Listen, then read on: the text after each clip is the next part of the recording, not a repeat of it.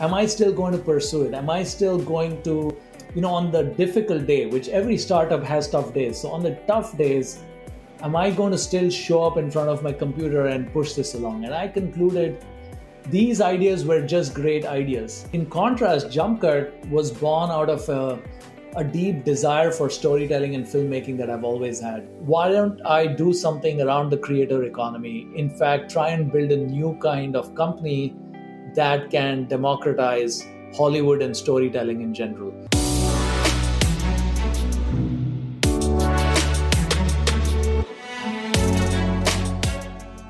Welcome to Entrepreneurship Handbook Podcast. We share inspiring startup stories with practical takeaways for you, the listener.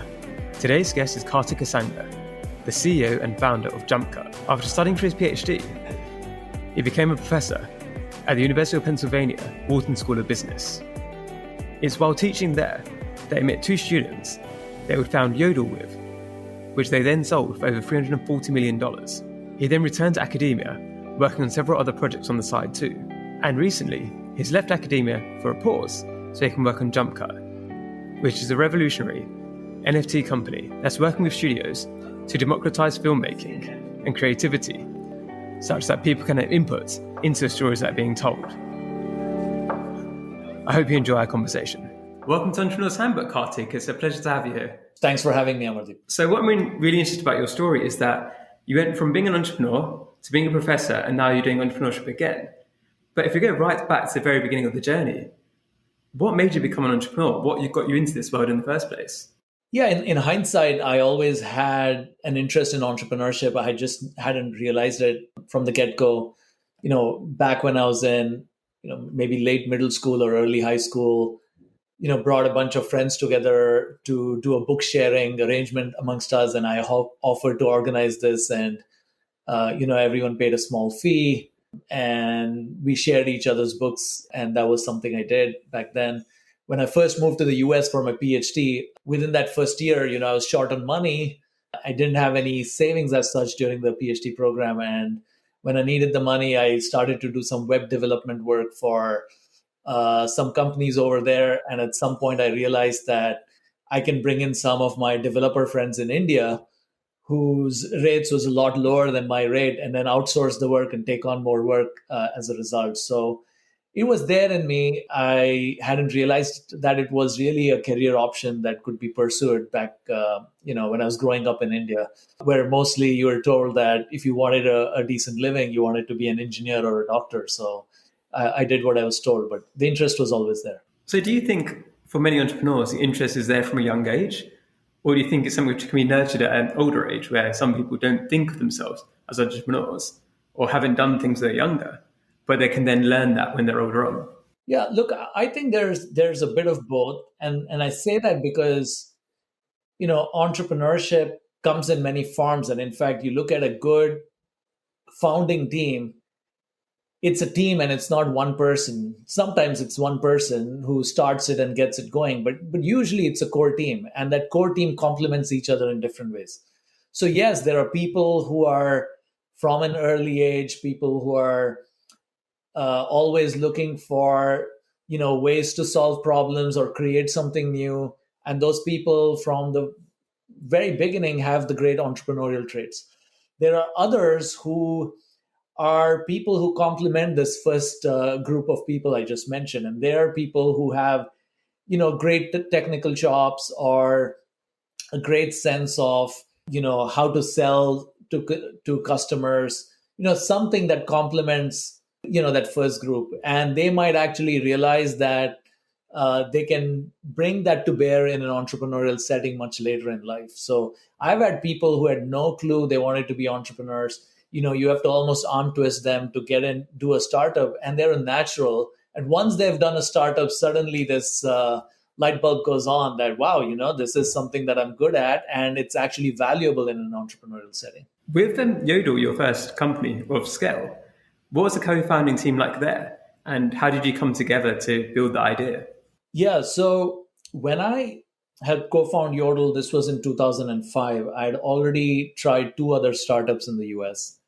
I told you a little bit about the time where I was developing for, other companies. At one point, one fellow graduate student at Carnegie Mellon who had started this early e-commerce company asked me if I wanted to come in as a technical co-founder to her venture. And then that, for me, that was the light bulb moment when I was helping her build the product that, this is stuff I enjoy and I like. I had tried to do a wireless broadband company that had failed. And it's interesting that these failures actually ended up being like the stepping stone for Yodle to get started. And the way it happened was that in 2004, Google had had an IPO, a very successful IPO, and I had seen the IPO and, wondered, how Google's making so much money. And it turns out it's all these advertisers spending on Google. And so I thought, well, if the advertisers are spending so much money on Google, shouldn't there be tools for these advertisers? And so I went and built a bunch of advertising tools, took it to a bunch of venture capitalists saying, here's what I want to build. And then I found out there were many companies already doing that, what I wanted to do. And so I was already by then a professor at Wharton, and I was narrating this story to a bunch of students. And I was telling them that, you always do customer development before product development. And here I was an engineer by training, and I did product development before customer development. And one of the undergraduate students at my university, which is the Wharton School of Business at University of Pennsylvania, one of the students came up to me and told me that he had spent his summer at his dad's car dealership, and they had tried to advertise for his dad's car dealership on Google and found that it was so much cheaper and so much more effective than advertising in Yellow Pages. And so he asked me if my software, my algorithms would be valuable for small businesses. And that's what got the conversation started.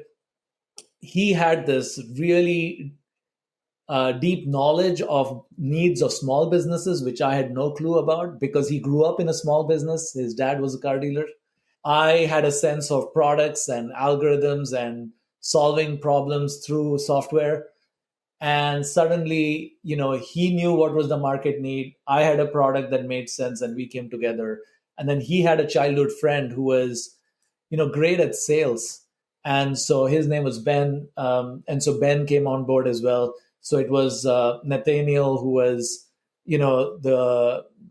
the person who grew up in the car dealership setting, Ben, his childhood friend who knew how to sell, and me with the product. And we all partnered up to build Yodle, basically to help small businesses advertise on Google and other online platforms.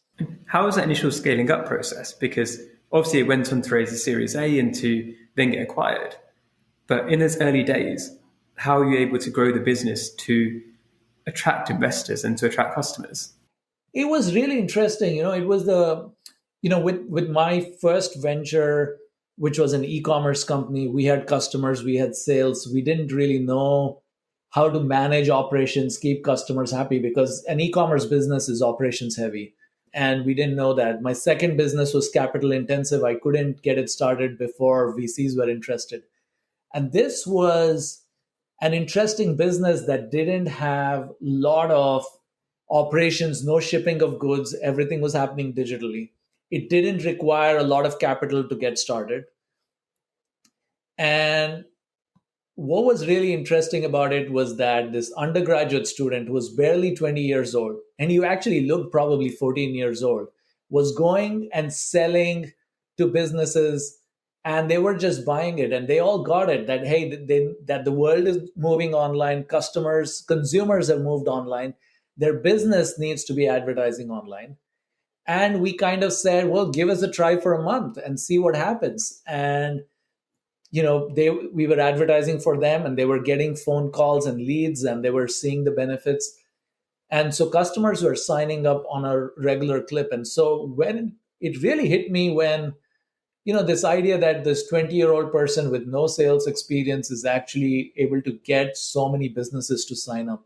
Within a year, we were actually at $1 million run rate, earning close to $100,000 a month with nearly 100 small businesses as clients, actually a little more than 100 small businesses as clients.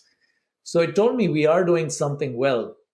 The challenge at that point was that almost any investor we met during those early days felt that this was a lifestyle business, that it couldn't scale because your customers are these small local businesses like a dentist or a lawyer or a salon owner who's spending small amounts, and you need a local sales force and all of that stuff. So the challenge was nobody thought it would scale. But the interesting piece was we never had trouble selling. And it was partly because Ben was great at sales, but it was also because there was great product market fit from the get-go. So we didn't have to work that hard to convince customers to make a decision. They were already halfway there when we knocked on their doors.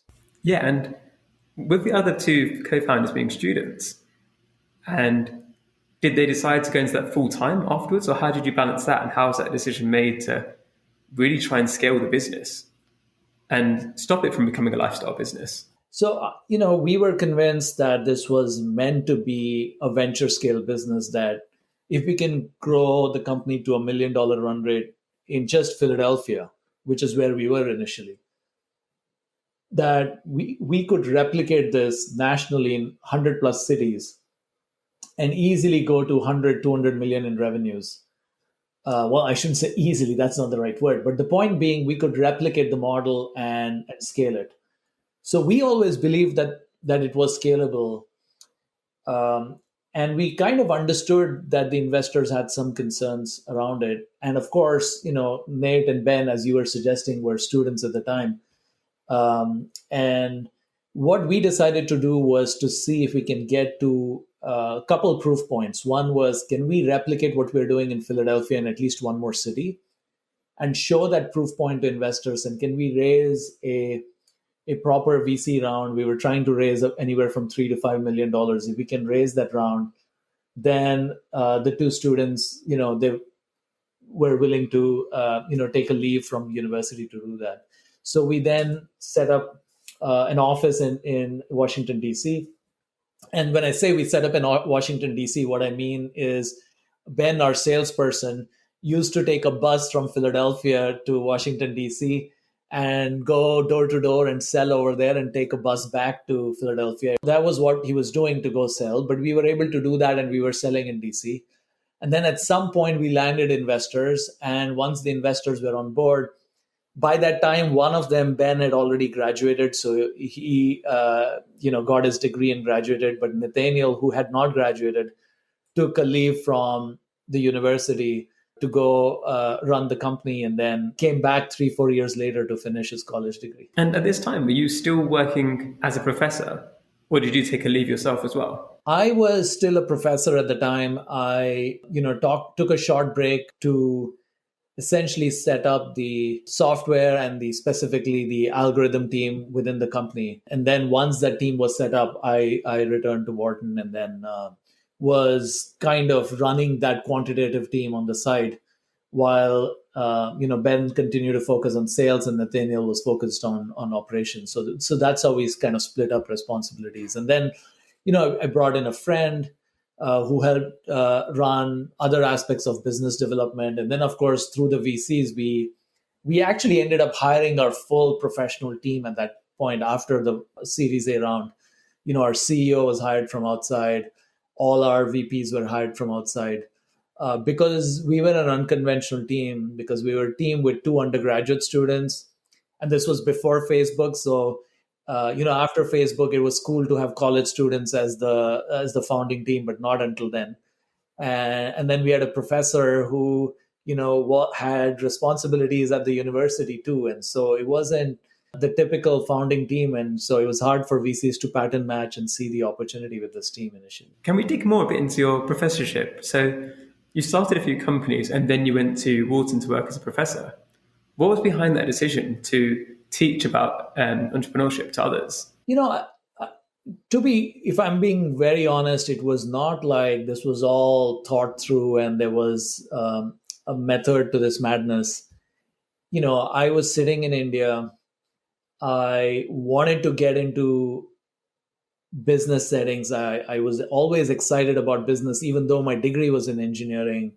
I was really interested in seeing how technology fits in the context of, either entrepreneurship or, running businesses and so on. So that was always my interest. And when I initially from India looked at various MBA programs, and saw the kind of tuition the top schools charge, and that fact that there's no fellowship or scholarships awarded at the top business schools in the US, I knew I couldn't afford it. And so I was just desperately writing to a bunch of professors in the US saying, I want to do an MBA. Do you think I can do some research or anyway help you out in some capacity so you'll pay for my MBA? And then one professor at Carnegie Mellon emailed me back and said, well, why don't you just do a PhD and I'll pay, for your PhD. And so then I asked him, what do people do after a PhD? Can I go into industry and so on? He said, yeah, sure, you can do that.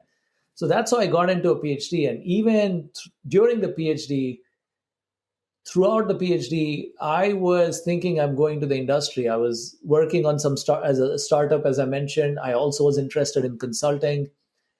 And, my startup didn't get where it needed to be. And it wasn't clear in consulting what I would do. So, after a PhD, I just applied to a bunch of academic positions, ended up getting a job at a really great school. So I kind of said, okay, maybe I'll do it for a year or two. And it's such a great school.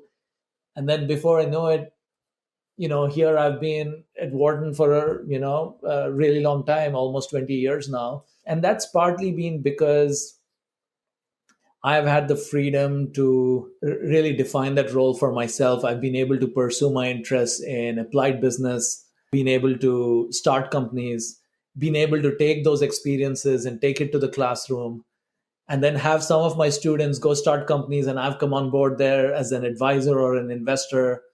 When I work with these companies, that feeds into research problems that my students and I work on. So it's been so natural and has fed my curiosity and interest in tech and entrepreneurship that I've stayed. But there was never a plan over here. I think what's really interesting about that is it's quite a common story, right? Of you try something out. So it was because you create that opportunity for yourself, because you're emailing different professors to try and find out how you could help to try to get your MBA. And it was because you tried a different method that other people weren't trying, is what landed you this opportunity that then led into so much else. And I've seen as well that you won awards for your professorship as well. So what's really interesting is that it's not even something you wanted to do. You kind of happened to go into the area because of the opportunities that you created for yourself. But then you've then thrived in that. And what is it you think about the way that you teach that helps your students to then be successful in business? What's the things you've learned along the way that you think really make an impact to help people to go on and be successful? I'll first kind of say, what is it that I've been teaching that has maybe resulted in students appreciating it and, me getting teaching awards or them doing well, but then maybe even generalizing from there. I think the big thing from my teaching that helped during the early years perhaps was empathy.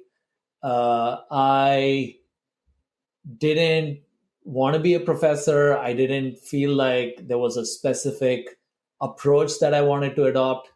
I felt like the students themselves. In fact, the very first day I walked into a classroom at Wharton, I was 26 years old, and my MBA students were probably half of them were over 26 at that point, or at least a third of them were over 26 years old. So I was their age, and so I could really connect with them. And I think that helped during the first few years. What happened later was Yodle changed another aspect for me. Until then, I always worried that, it's that I wasn't the typical professor in the sense that, I didn't approach it like other professors did. I didn't come into a PhD with the goal to be a professor. I didn't want to be a professor. Somehow I ended up there. And, I don't know whether, sometimes people feel, hey, am I a fraud? Do I really belong here? Or am I the outsider? And so there were feelings of, am I the outsider? Am I just, did I just take this because I have a job? And I didn't feel like there was anything else I wanted to do. But then what happened is, when I in fact did Yodle, it was not common for professors to do startups. And in fact, in certain settings, people will almost look down at it. It's kind of bizarre that you could be a business school professor and people could look down if you're, if you're actually doing a business, because you're supposed to be doing research, which is, you know, intellectual, and business is a bit different. And so initially, I even hid that I had a startup. At some point, I got really comfortable with the idea that, you know, you cannot be a good doctor or even a medical researcher if you don't actually see patients. You cannot be a good, how can I be a business professor and a researcher if I'm not fundamentally curious about business? And I shouldn't hide my curiosity. And that's when I started taking my learnings from Yodle into the classroom and into my research. And that to me unlocked the next sort of level for me in this game, because all of a sudden now students were no longer that, hey, this is the cool professor who hangs out with us or is our age and is behaves like us, but also he has something to say that I want to learn. Because I would not just talk about what's in a book, but also here's what happened when I was trying to raise money for Yodle, or here's how, you know, I nearly didn't do Yodle because I built the product, I talked to the wrong customers and concluded they already have a solution. And so I would bring in these stories, and the students really connected with that. I've had students tell me later, students I've invested in and advised, who have told me later that they got into startups, or they got into entrepreneurship because of the class, because of my stories, and they felt like I was describing how I didn't walk in knowing everything, and you know, you figure it out along the way, and that gave them the confidence to say I can figure it out along the way too. So that helped in the classroom, and also it helped in my research, because suddenly my research became so much more relevant. It wasn't just me cooking up interesting intellectual problems that have no bearing on reality, and now the problems were informed by things that were happening in the real world. I was enjoying research more, so all of it started to click. I enjoyed teaching more, I enjoyed research more, my research productivity went up, my teaching ratings went up, all because of the startup. Yeah, and to me, it makes perfect sense. If you're going to be teaching entrepreneurship, then if you're doing it yourself and you've been raising money yourself, then it's easy for you to teach people how to do it. One thing I find interesting is I wouldn't have expected other professors to maybe look down on you for having your own business. But did you ever find in the startup world that you had the opposite effect of some people look down on you because you're a professor and the academic side? And how do you deal with that? Absolutely. Look, I think it is in general true. We all try to belong to tribes, and tribes tend to be very homogeneous. And the moment somebody looks like they don't fit the pattern, then you kind of fight it. And so initially, I did fight two stereotypes. One was professors who were maybe looking at my interest in startups and wondering, is he focused enough? Wondering, is he too distracted with other things? Is he a real professor? Is he really interested in research? And the other is probably investors who are like, is he too much of a quote unquote professor? Does he understand what it takes to actually operate in the real world? Does he know how to roll up his sleeves and get stuff done? And I had to fight both prejudices. And while eventually now I feel I belong to both tribes, I think there were periods where, you know, you kind of wonder whether you're getting rejected by both tribes as a result. And I think it's a challenge that we live in a world where we all tend to over specialize. We all value that specialization. And if somebody is not that specialized, you know, we've organized all our economic activity around specialization, right? Everyone's specialized. And yet you go back and look at the great people in history, and like Leonardo da Vinci, who is he? Is he an inventor? Is he an artist? Is he a, you know, there's like, what, you know, he's everything.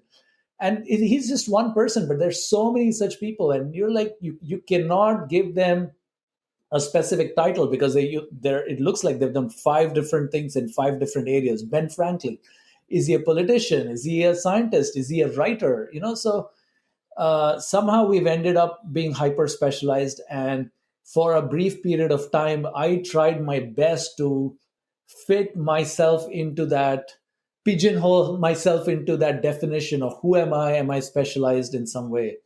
And then at some point, I realized, look, I'm not that way. I'm fundamentally multifaceted. I'm fundamentally curious. I follow my curiosity, and that I should stop trying to fit in.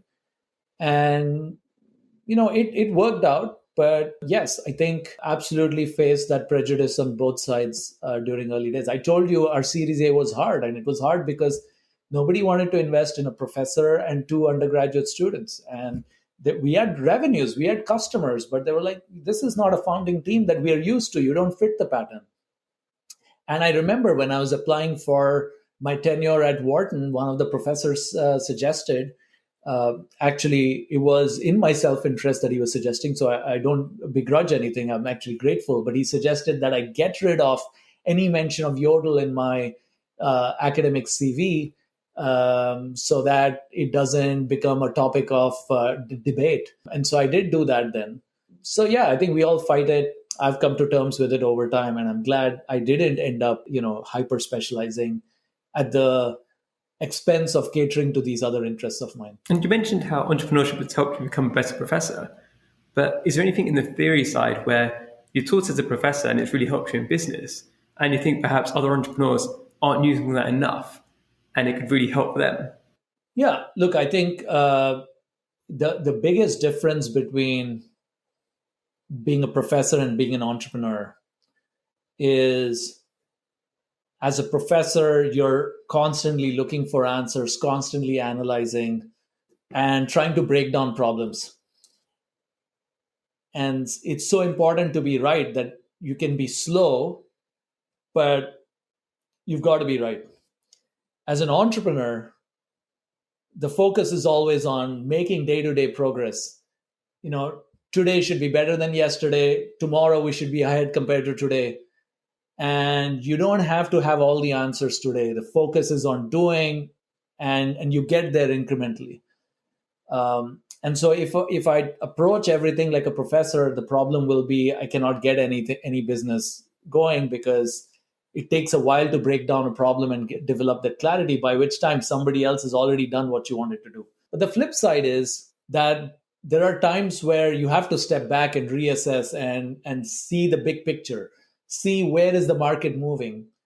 And that's where some of my experience as a professor actually helps, where, and it's not on a daily basis. Most of my days are on making sure we're making progress, but every once in a while, there's time to step back and reassess. And that's where my professor hat comes back on.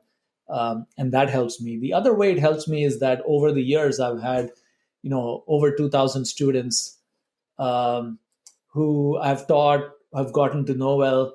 And it's a great network that helps a lot in my entrepreneurship work as well. So for example, my very first employee at my current startup, Jumpcut, is a former student of mine. Being at a university, I think that setup does help.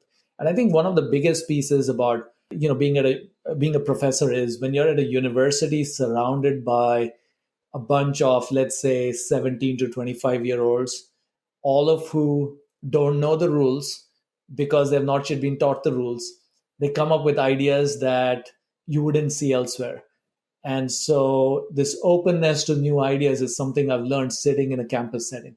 Yeah, and with all your students in the past, and you've worked on the board of directors for some of them, are there anything that really stand out where you learn a lot from that experience of helping that company grow? Yeah, look, I would say almost every company that I've helped with, even the ones that failed, I've learned something out of it. And I'll maybe use an example, a company that failed and one that did well. I remember in terms of one that ultimately failed. This was a student I liked a lot. I supported the student as an advisor and as an early investor. He and his co-founder worked for super hard for over a year and a half. And I was meeting them on a regular basis. And one day he asked me for a meeting, and I met him. And during the meeting, he explained that they have not found product market fit. They've tried everything. It's just not working out. And he cried at the end of it. And when he was tearing up, I kind of told him that, look, it's okay. Look, everyone who's invested in the company understands that the success rate isn't 100%, and most startups will fail. So it's okay. Don't worry about it. And he was breaking down, and then he kind of said, no, I've lost everything now. When I started my MBA, I was a successful investment banker. My relationship was great. Now I've failed at the startup. My wife and I are getting divorced because I've been so obsessed with the company. We don't get along. And my personal and professional life are coming to shambles. And it's something that really affected me, because you keep hearing these great success stories, and you don't hear enough of stories of the costs of putting your time, energy, your soul, everything into an entrepreneurial venture, which really requires a lot.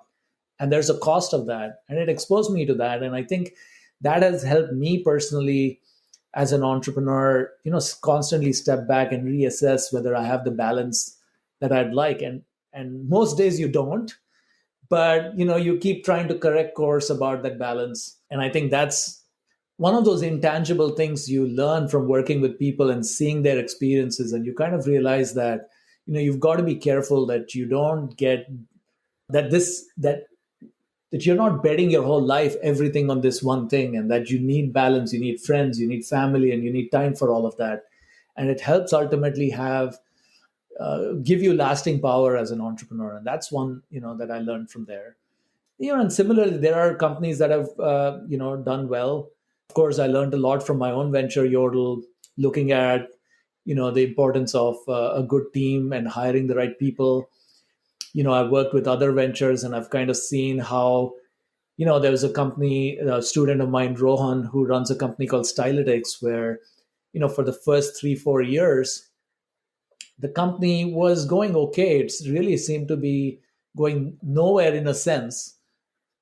And every time I would meet him, I would have a sense of panic on his behalf, but he would be so calm and so relaxed. And he didn't use these words, but he always had the sense that he's playing a marathon. And I would meet him as an advisor and an investor with the mindset that we're running a 100 meters race. And I would have this panic on his behalf. Oh, in the last 3 months, there's no progress. In the last 1 month, there's no progress. Revenue is at the same level. You're still burning cash and so on. And now it's an incredibly successful company. And, I think he had the patience, he had the temperament to be able to handle the lows. And now he handles the highs equally well. He's not getting carried away by that. But, that's again something I learned in terms of, building great companies takes time.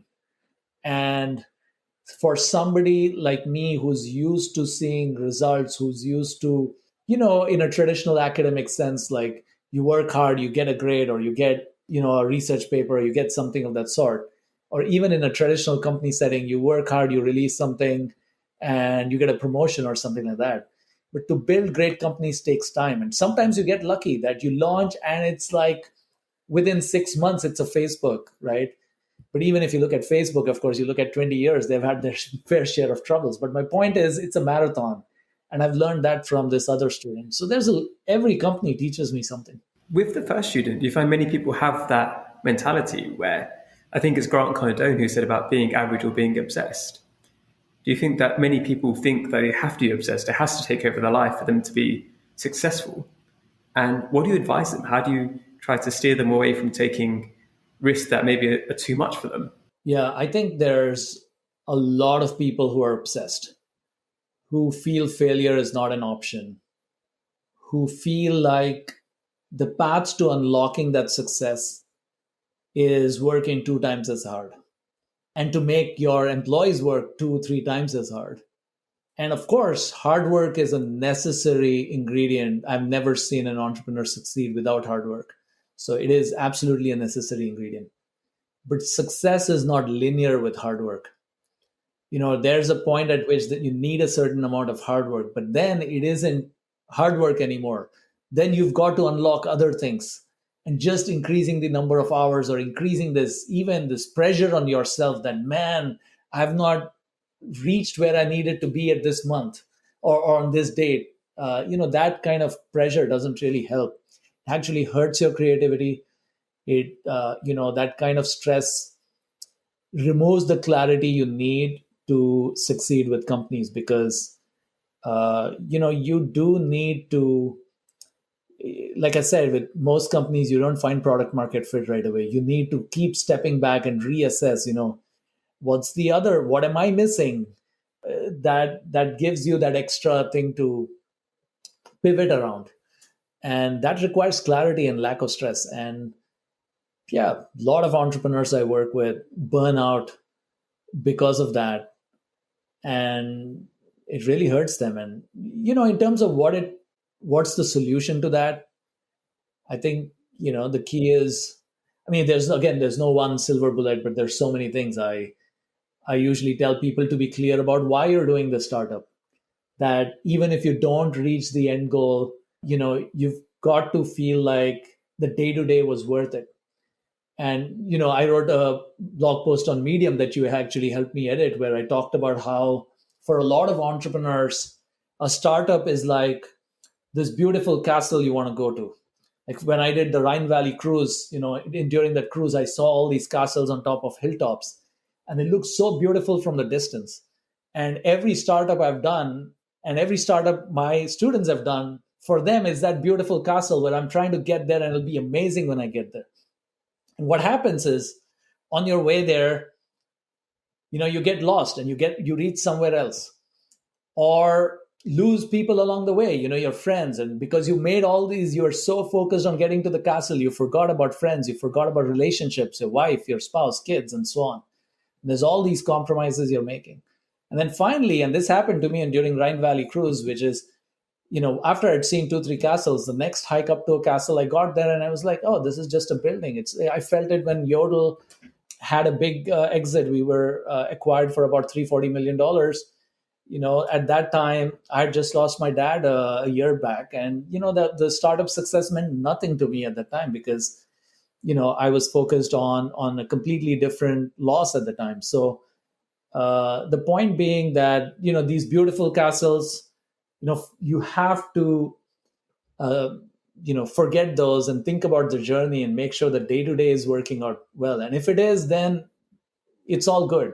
And I keep reminding my students about that. People get obsessed with trying to get somewhere by a certain date, and that's a big recipe for trouble. How are you doing that with your latest startup, Jumpcut? Yeah, with Jumpcut, even my decision to choose Jumpcut as the idea I want to pursue was informed by these experiences in the past.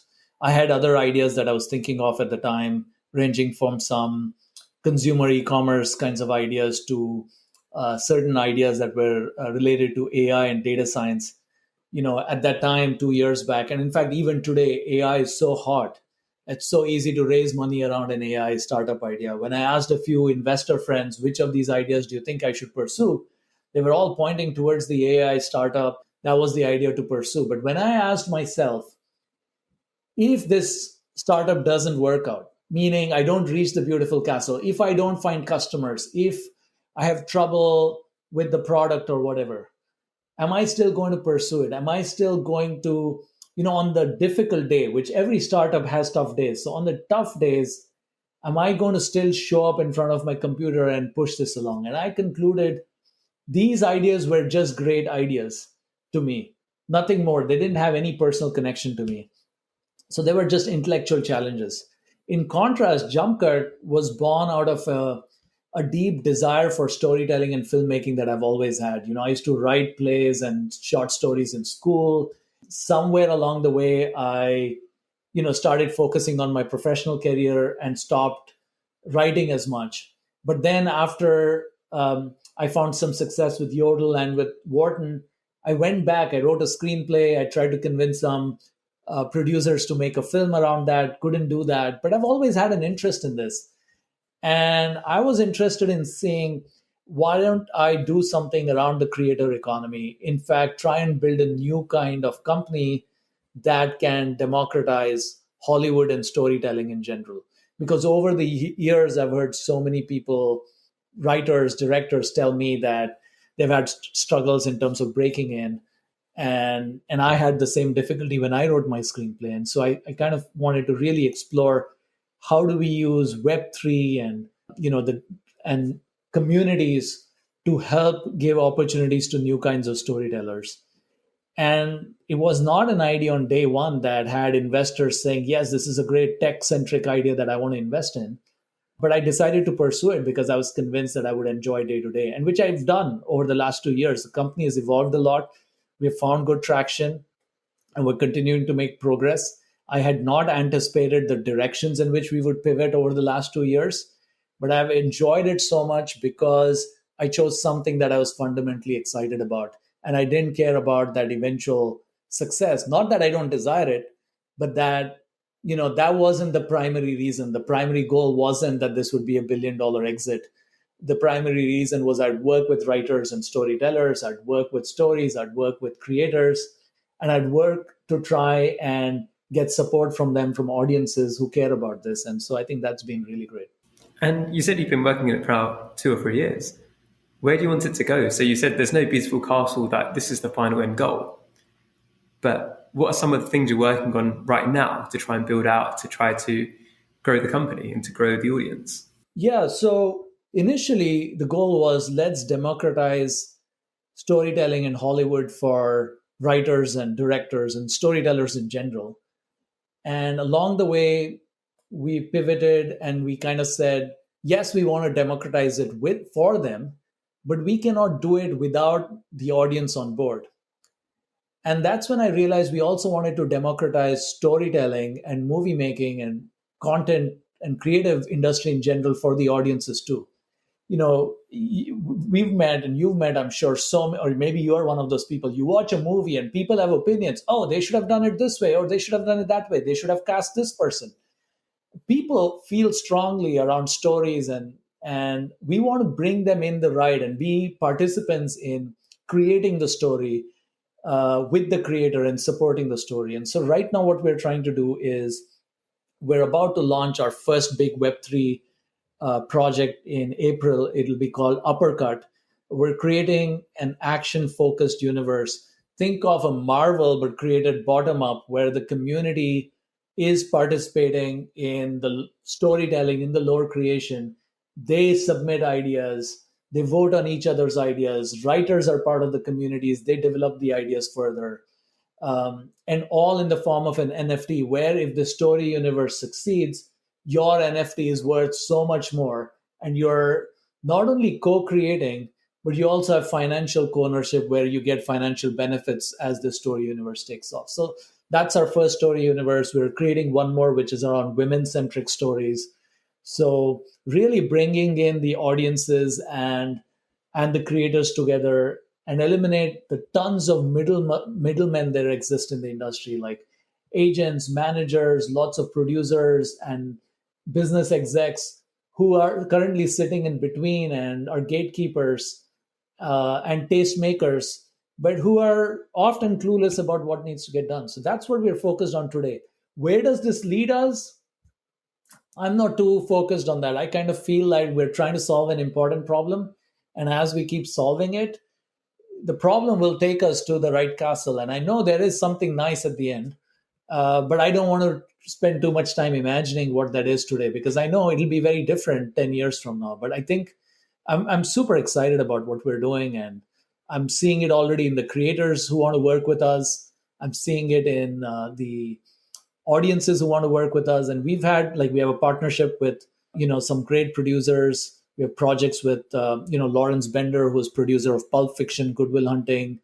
We have a project where we're co-producing with Amblin, which is Steven Spielberg's company. So we're finding really good traction. We have a project with Disney. And more importantly, we have a project and, these NFTs coming out where the audiences are helping write the stories for us. They're helping us in selecting the stories, and they are co-creating with us, which is very exciting. Yeah, that sounds really interesting, because I think as a creator myself, I've seen so many different ideas in the NFT space and in Web3 for how creators can work.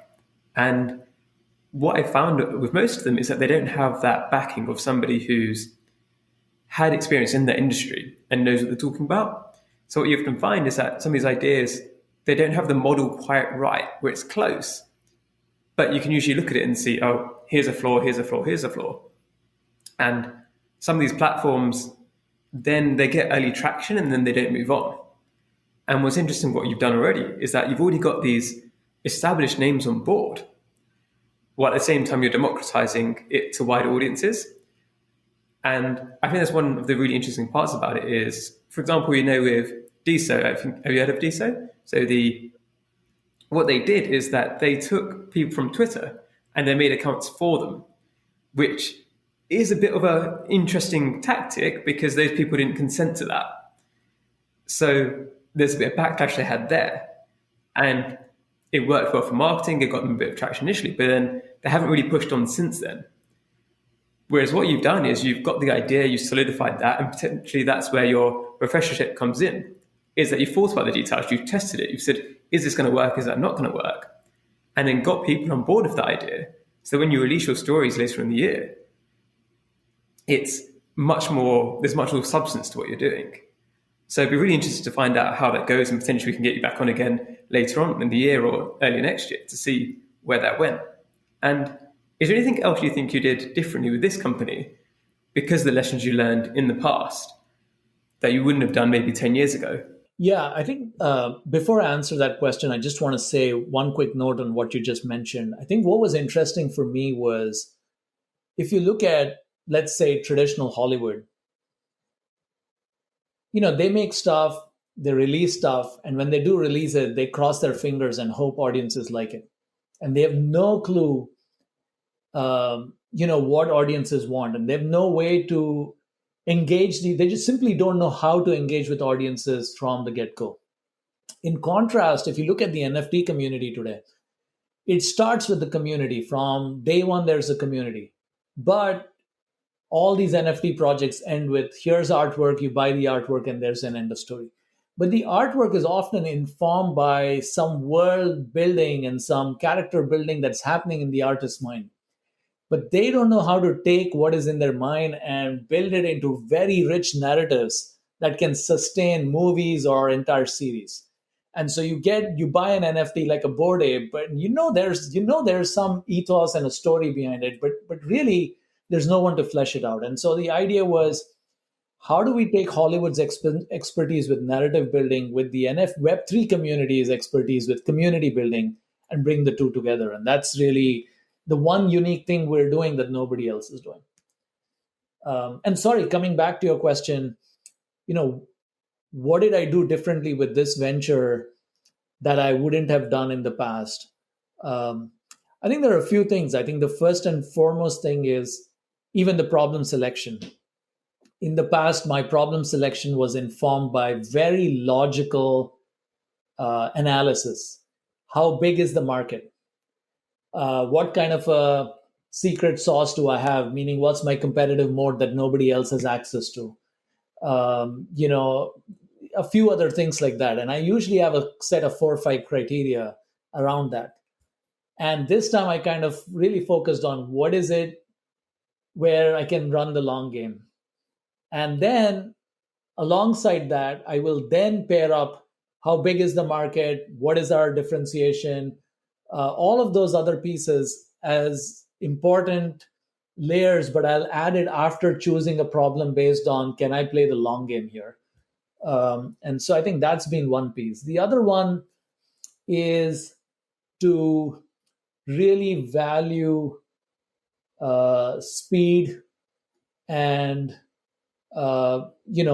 having a team early on. So I partnered with a former student of mine who runs a venture studio called Atomic.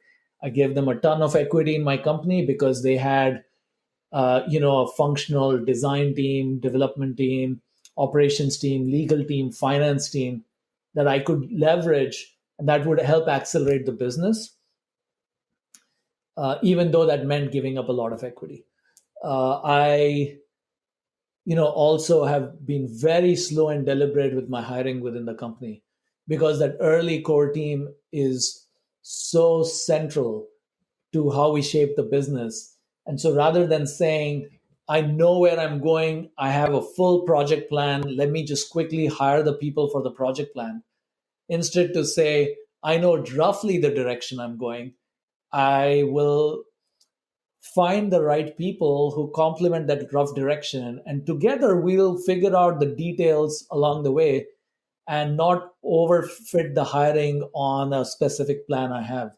And so I feel like I have a great early team, some of who my board actually asked, how does this person fit in with our needs today? And sometimes it is, they will help shape the business at which they have in meaningful ways if you find the right people. So I think hiring, being slow, being deliberate with the core team. And once you've got the core team, you've got to move fast. But that core team, you want to make sure those first 5 to 10 hires, be very deliberate about it. And that's what I've done this time. So where can people learn more about what you're up to and also what Jumpcut is doing if they want to learn more? Yeah, well, in terms of learning more about Jumpcut, our company's website is jumpcutmedia.com.